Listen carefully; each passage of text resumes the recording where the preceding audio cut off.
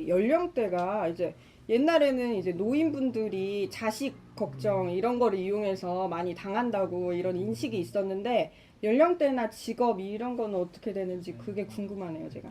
네. 사실 이제 제가 이 업무를 담당하기 전부터 들었던 생각이 이 범죄는 어르신들 많이 당하실 것 같으니까 그쪽 위주로 홍보나 그 기획을 해야 되겠다라는 생각이었습니다. 근데 사실은 그거는 약간 괴리가 있습니다. 그 40대, 50대 이제 그 남성, 여성 성별을 불문하고 가장 그 많이 피해를 보시고 있는 상황이고 이제 예외적으로 20대 여성분들 그리고 30대 여성분들이 검찰, 그런 경찰과 같은 수사기관을 사칭하는 범죄 유형에 많이 피해를 보고 계십니다.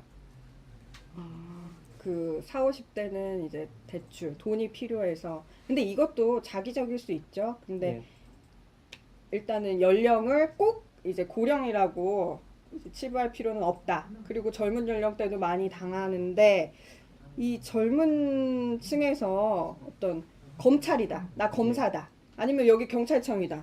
경찰이다. 나 금감원 조사역이다. 이렇게 하면서 전화를 했을 때 예. 그 사람들이 쓰는 용어나 이런 것 때문에 연령 불문하고 이런 거는 쉽게 당할 수가 있다고 생각이 드는데 어떤 포인트에서 우리가 이거는 보이스 피싱이구나라는 거를 느낄 수 있는지 그 부분 한번 설명해 주세요. 일단은 이 보이스피싱 조직원들은 대출 사기형과 그 기관 사칭형 이거를 막론하고 기본적으로 교육을 받고 이제 그 범행에 투입이 됩니다. 이제 교육을 받는다는 의미는 이제 그간 범죄를 저질러 왔던 자기네들이 케이스를 바탕으로 제작이 된 대본을 숙지하는 것에부터 시작을 하는데요. 아무래도 아까 말씀드렸다시피 20대, 30대 여성분들이 많이 당하다 보니 그 기관사칭형 범죄 같은 경우는 실제로 20대, 30대 여성들을 어떻게 하면 공략할지 위주를 철저하게 분석해서 나온 결과물입니다.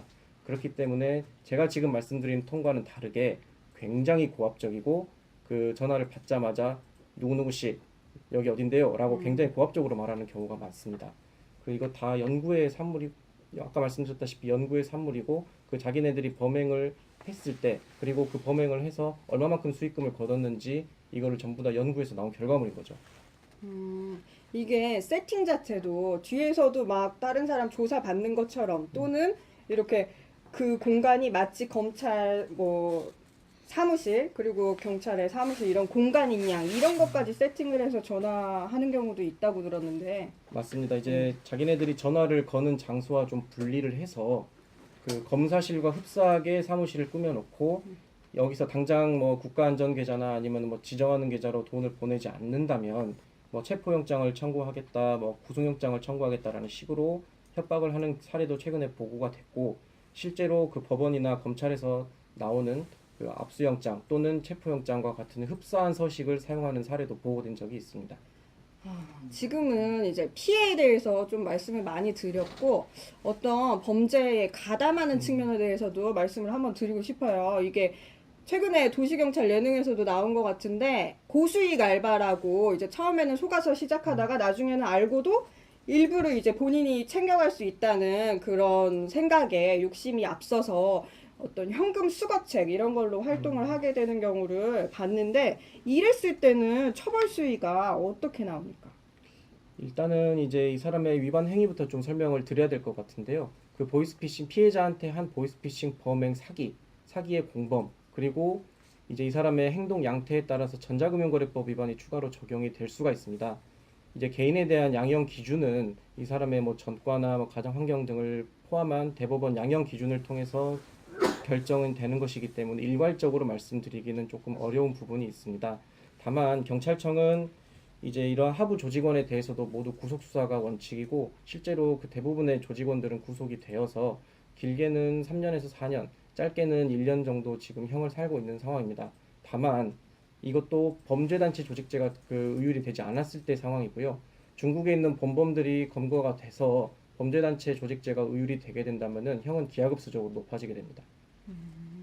저희가 문제 낸 거 관련해서 112로 지급 정지 요청을 할 수 있다 없다 할 수 있습니다.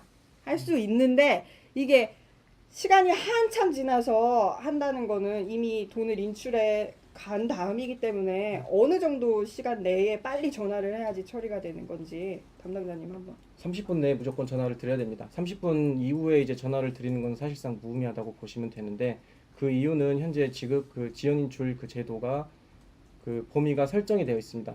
저희가 뭐 무조건 지연 인출이 되는 것은 아니고요. 100만 원 이상의 이제 고액을 이제 이체를 했을 때 30분간 그 해당 금원은 인출할 수가 없습니다. 그렇기 때문에 제가 30분간 얘기를 말씀을 드렸던 거고요. 그렇죠. 앞에서도 말씀해 주셨는데 제가 강조하고 싶어서 다시 한번 여쭤봤어요. 30분이에요. 이제 나 당했다고 느꼈을 때 바로 112로 신고하셔서 지급정지 요청을 하시는 게 좋습니다. 그리고 지급정지 요청을 했어요. 해서 그 돈을 이제 범죄자가 인출은 하지 못했고 그 계좌에 남아는 있는데 이거를 내 돈을 내가 다시 찾고 싶으면 어떤 절차를 따라야 되는지 간략하게 한번 설명해 주세요. 아까도 법령명은 말씀드린 바가 있는데 전기통신 금융사기 피해금 환급에 관한 특별법을 보시면 전기통신 금융사기로 인한 피해금을 보상받을 수 있는 근거가 제3조에 마련이 되어 있습니다. 이제 피해자분들께서 다른 그 112든 아니면은 그 금융기관 공식 콜센터 등을 통해서 우선 전화로 상담원에게 그 지급정지 절차를 포함한 피해구제 신청을 한번 우선 하실 수가 있고요. 그 다음에 이제 금융기관에 가서 서면으로 절차를 진행하시면 되는데 여기서 끝은 아니고 그 해당 계좌에 돈이 일정 기간 동안 얼마가 들어왔는지를 좀 금감원에서 따져서 피해 금액이 만약 그대로 남아 있다 그러면은 뭐 들어온 액수대로 분배를 해드리고요.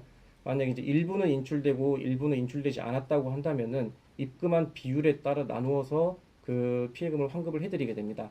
그 절차까지가 최소 2개월 정도 걸리고요. 이제 완벽하게 이제 마무리되는 데까지는 통상 3개월 정도 걸린다고 보시면 됩니다. 말씀하신 것처럼 가지고 있는 돈을 이제 빼앗기는 것도 엄청 억울하고 거기다가 이제 다른 데서 빌려온 돈을 만약에 보냈다고 하면 그 심정이라는 거는 참 이루 말할 수 없을 것 같아요. 이런 피해 예방을 위해서 어떤 종류 불문하고 보이스피싱에 한해서 예방을 위해서 명심해야 될 수칙 같은 거 담당자로서 생각해 보신 거 있습니까? 일단은 조금 그 피해 유형이 많은 순서대로 조금 말씀을 드려야 될 것 같은데요. 그 대환대출 수법 같은 경우가 가장 많이 당하십니다. 기존에 있는 대출금을 갚아주겠다는 명목으로 다른 대출을 받도록 권유를 하는 것인데 일반적인 일반적인 금융권, 제1금융권 은행에 같은 경우에는 은행원과 대면해서 서류를 작성하시는 게 원칙이고 이제 그 절차가 진행이 되어야 이제 대출금이 나옵니다. 또 이제 이분들이 이제 그 대출금을 뭐 대신 갚아주겠다고 하면서 뭐 신용 등급 상향이나 아니면 보증비 명목으로 이체를 하라고 하는데 대환대출의 경우에는 근본적으로 은행에서 채무자의 계좌에다가 넣어주는 형태로 나가는 것이지 개인에게 그 이체를 요구하는 경우는 없습니다. 그렇기 때문에 뭐 개인 계좌로 넣으라고 하거나 아니면은 조금 의심스럽다 싶은 유한회사 같은 법인으로 넣으라고 한다면은 보이스피싱임을 좀 의심을 해볼 수가 있습니다. 그리고 기관 사칭형에 대해서 말씀을 좀 드리면 일단은 아까 저희 장경선 경감님께서도 말씀하셨듯이 수사기관은 기본적으로 출석 요구서를 우편을 통해서 서면으로 보낼 수 있습니다. 그리고 이제 뭐 범죄의 형태나 아니면은 뭐 이제 그 주변에 그 피의 사실을 알리면 안 되는 범죄 같은 경우에는 문자나 전화로도 저희가 출석 요구를 하고 있는데요. 만약에 그 수사기관에서 출석을 한다고 한다면 뭐년 언제 어디에 무엇을 가지고 오라고 그 구체적으로 설명을 합니다. 근데 이제 이러한 것 없이 범죄에 뭐 연루되었다는 이유만으로 조사되었다고 하면서 전화 상황 그 조사를 진행하는 거는 그 사실상 굉장히 없다고 보시면 될 수 있을 정도로 드문 경우고 그리고 이제 만약에 그런 전화를 받으셨다고 하신다면은 그 해당 그 전화하시는 분한테 출석 요구서를 우편을 통해 서면으로 발송 요구를 하시면 됩니다. 그 보이스피싱 같은 경우는 대부분 그런 요구를 받으면 전화를 끊습니다. 우리가 업무 처리할 때 전화 통화 지금 뭐 녹음되고 있습니다. 녹취하고 있습니다. 이걸로 뭐 본인이 뭐 불리한 진술, 뭐 유리한 진술 이런 걸 따지는 것 자체가 실무적으로 전혀 맞지 않죠. 진술 조서를 작성을 해야 되는 것이지 그 사람이랑 통화를 해서 이걸 녹음을 해서 이제 점점 그거는 압박하는 수단에 불과한 것이라고 보죠. 맞습니다. 그리고 오늘 저희 폴라이브 댓글 지금 유튜브 댓글이 확인이 정확하게는 안 되는데 여러분 실시간 댓글에 답변을 해드리려고 노력을 많이 하고 있고요. 저희가 이제 사전에 준비한 내용도 여러분이 궁금해 하실 만한 거 이 부분을 꼭 전달해드리고 싶다 하는 주제를 이제 담당자랑 얘기를 해서 준비를 하고 있습니다. 폴라이브는 수요일 1시 12분에 약 15분간 진행을 하고 다음 주 폴라이브 예고를 잠깐 해드리자면 3.1운동 100주년을 맞이하게 되었습니다. 3.1운동이라는 거 다 아시다시피 우리 민족의 독립의사를 세계에 알린 날로 기록이 되고 있습니다. 이거 관련해서 제가 최근에 본 영화 중에 기억나는 게 영화 말모이 담당자님은 보셨나요? 말모이를 저는 못 봤습니다. 네, 제가 봤는데 참 그거 보면서 여러 가지 느꼈는데 그 와중에 제 눈에 또 들어온 게 그 말을 지키고자 하는 조선어학회 그 회원들이랑 전국에 있는 선생님들이 극장에 모였다고 일제 경찰이 들어와서 마구잡이로 이제 때리고 뭐 이런 장면 사실 나왔거든요. 그거 보면서 순사라고 하는 일제 경찰 이게 지금 경찰의 전신이다, 근간이다라는 말이 일부 있는데 이런 부분에 대해서 저희가 이제 저희 경찰 역사를 좀 제대로 알려드리고 싶은 비하인드 스토리가 있습니다, 저희에게. 그래서 다음 주는 경찰 역사에 대해서 다뤄볼 예정이고요.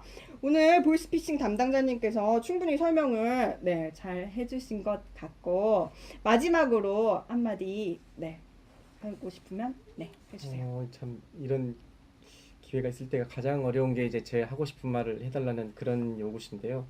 일단은 제가 요 업무 이제 맡게 돼서 그 최근에 이제 통계를 보면은 가장 안타까운 것이 정말 기하급수적으로 늘어난다는 말씀밖에 좀 드릴 수 없다는 게 가장 안타까웠습니다. 지금 작년하고 대비를 해도 전체 발생 건수가 지금 40% 정도 늘고 피해 액수는 지금 한 60% 정도 늘었거든요. 그래서 저희 경찰청에서는 이제 아까 말씀드렸다시피 범행 검거에도 노력을 하고 있고 그다음에 이제 그 제도 개선을 통해서 범죄의 자체를 근절하기 위한 방안을 많이 강구를 하고 있는데 다만 아까 말씀드렸다시피 저희가 법령에 의해서 그 보장된 절차가 있다시피 저희도 이런 제도를 바꾸기 위해서는 법령의 개정이나 규칙의 개선을 조금 할 필요가 있습니다. 다만 이제 이게 저희가 조금 정해진 절차를 거쳐야 되기 때문에 그 시민들의 그 눈높이엔 조금 맞추기가 좀 어려울 수도 있다는 부분은 저희가 조금 통감을 하고 최대한 선제적으로 지금 대응을 하고 있다는 부분에 대해서 조금 알아주셨으면 좋겠고요. 이제 가급적이면은 요즘 가장 많이 유행하는 수법에 대해서 말씀을 드리면 모르는 사람이 보내는 링크나 주소는 안 들어가시는 게 가장 좋다는 말씀을 좀 드리고 싶습니다. 그렇죠. 경찰서 사칭 이메일도 마찬가지죠. 모르는 사람이 보낸 첨부 파일 절대 클릭하시면 안 됩니다, 여러분.